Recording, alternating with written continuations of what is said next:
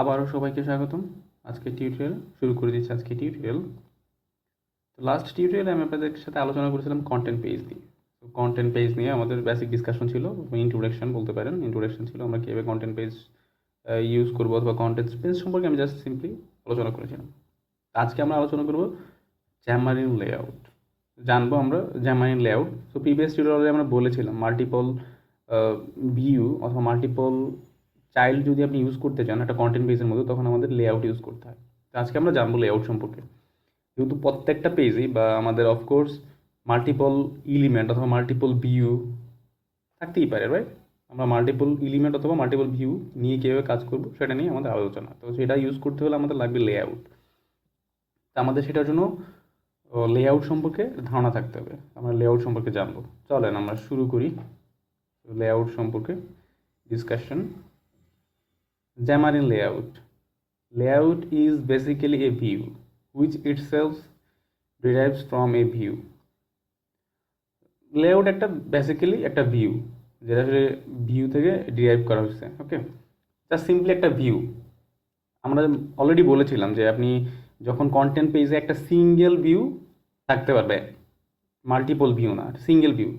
তো সেই জন্য লেআউটটা একটা সিঙ্গেল একটা সিঙ্গেল ভিউ হিসেবে কাজ করবে। সো লেআউটটা একটা বেসিক্যালি একটা ভিউ, এটা ভিউ থেকেই ডিরাইভ করা হয়েছে।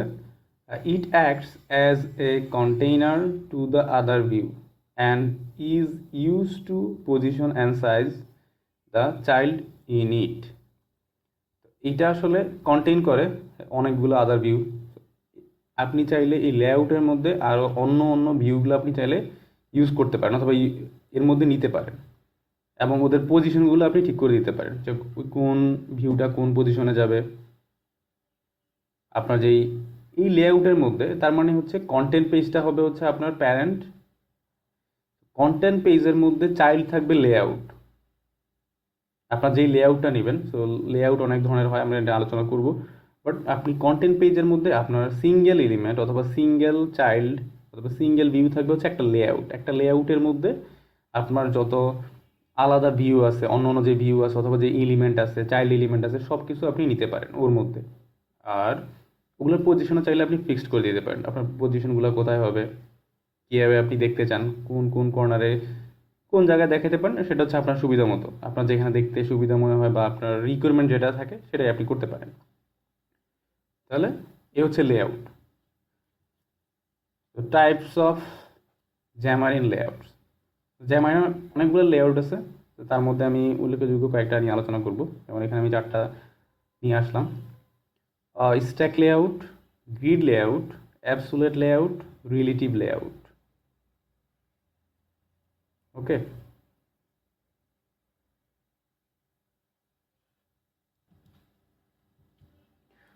Types of Xamarin layouts. Xamarin লেআউটে অনেকগুলো টাইপস আছে, তো তার মধ্যে আমি উল্লেখযোগ্য যেগুলো আছে সেগুলো আমি নিয়ে আসলাম। এগুলো নিয়ে আমরা একটু আলোচনা করব। স্ট্যাক লেআউট, যেটা খুবই ইউজ করা হয়, স্ট্যাক লেআউট। সেকেন্ড হচ্ছে grid layout, absolute layout, relative layout. আমরা স্ট্যাক লেআউট, গ্রিড লেআউট এবং অ্যাবসোলিউট অ্যান্ড রিলেটিভ লেআউট সম্পর্কে জানবো। জাস্ট বেসিক আমরা আইডিয়া নিব। তো পরবর্তীতে আমরা প্রত্যেকটা লেআউটে আমরা ইউজ করে দেখব কোন লেআউটে কীভাবে কাজ করে বা কোন লেআউট আমরা কখন ইউজ করব। First of all, stack layer. Stack layout position it's child element in a stack. এই স্ট্যাক লেআউটে আপনি যতগুলো চাইল্ড এলিমেন্ট থাকবে সেগুলো আসলে স্ট্যাক আকারে থাকবে, একটার উপর একটা, একটার নিচে একটা। ওকে, so stack layout position its child element in a stack. The position is based upon the property called orientation. এই পজিশনটা আসলে আপনার ওরিয়েন্টেশনের উপর ডিপেন্ড করে, আপনি কীভাবে ওরিয়েন্টেশন করতে চাচ্ছেন। It can either be horizontal or vertical. তো এটা হইতে পারে হরিজন্টাল অথবা ভার্টিক্যাল। তো আমি একটা পিকচারে দেখাবো আসলে হরিজন্টাল ভার্টিক্যালের ব্যাপারটা।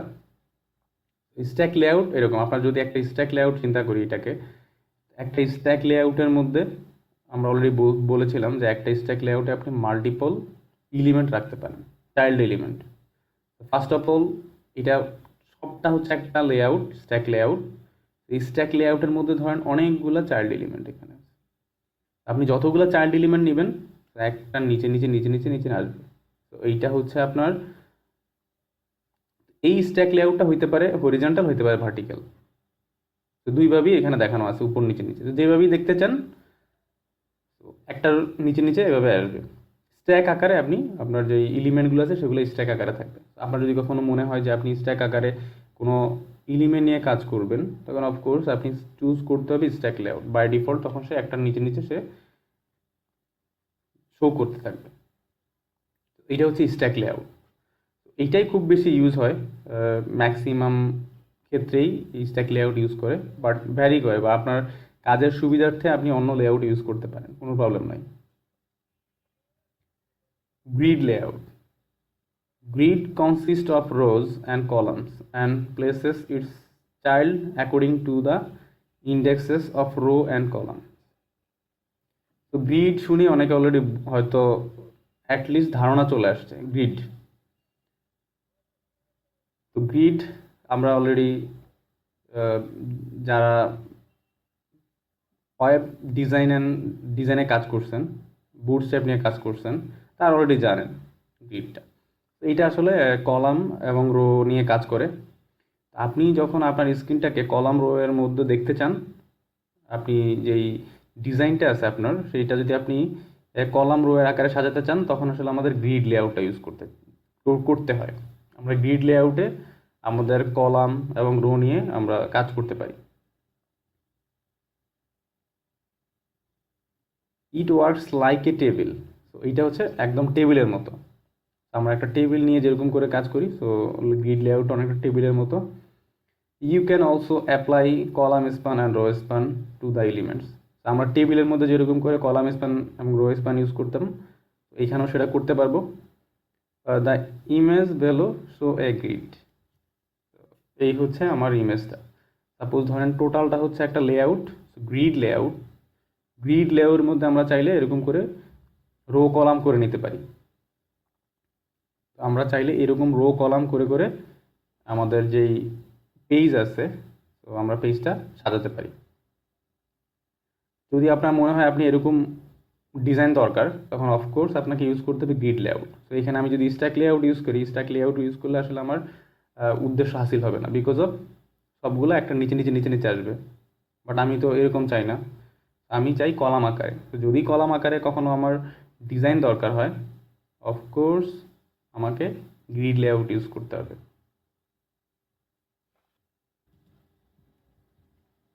ওকে, অ্যাবসোলিউট লেআউট। অ্যাবসোলিউট লেআউট কি? তো এটা সম্পর্কে আমরা জানি, it is use to position a child relative to it parents at any specific position. Absolute লেআউটটা এমন একটা লেআউট যেটা আসলে আপনি যদি কোনো একটা চাইল্ড এলিমেন্টকে কোনো প্যারেন্ট এলিমেন্টের কোনো স্পেসিফিক পজিশনে অথবা কোনো একটা জায়গায় শো করতে চান, দেখাতে চান, ভিউ করতে চান, তখন আপনাকে সেই পজিশনটা স্পেসিফিকলি বলে দিতে হয় যে আসলে আমি এই প্যারেন্টের এই চাইল্ডটা এই জায়গায় রাখতে চাই। ওই পজিশনটা অফকোর্স আপনাকে স্পেসিফিক বলে দিতে হবে। ওকে, যেটা আমাদের আসলে গ্রিড লেআউটে অথবা স্ট্যাক লেআউটে সেটা বলতে হয় না। স্ট্যাক লেআউটে বাই ডিফল্ট হচ্ছে একটা নিচে নিচে আসতে থাকবে, আপনি যে এলিমেন্টটা পরে ইউজ করবেন সেটা পরে, সো এরকম করে স্ট্যাক আকারে আসতে থাকবে।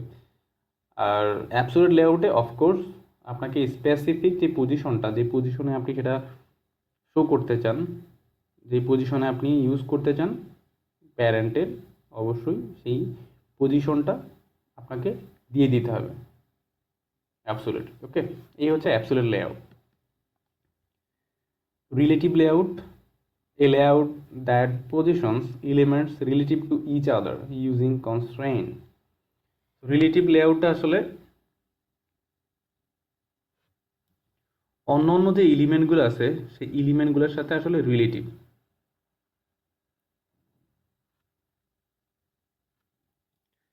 আমরা পরবর্তীতে আমাদের প্রত্যেকটা লেআউট স্পেসিফিকলি ইউজ করে দেখব কোন লেআউট কীভাবে ইউজ করতে হয়, স্ট্যাক লেআউট কীভাবে ইউজ করতে হয়, গ্রিড কীভাবে ইউজ করতে হয়, অ্যাবসোলিউট লেআউট এবং রিলেটিভ লেআউট আমরা কীভাবে ইউজ করতে হয় এবং কোডে ওটা আমরা আলোচনা করব।